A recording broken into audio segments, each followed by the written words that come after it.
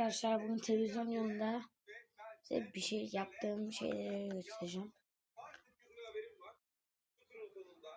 Bana değil. Şimdi ilk bunları sinir YouTuber'a yazdım.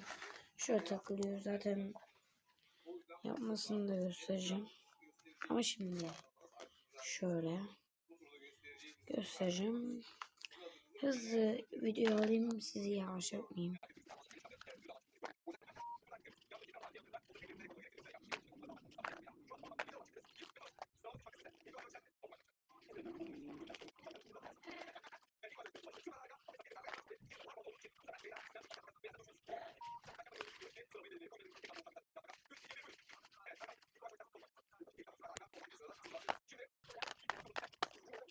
Ve başka bir şeyler yaptım, onları göstereceğim. Bunlar şimdi herkes yapar da.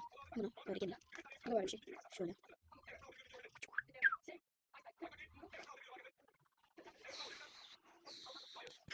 Evet, biraz kokuyor bana. Şimdi ses yapıyoruz. Evet, çok kadar.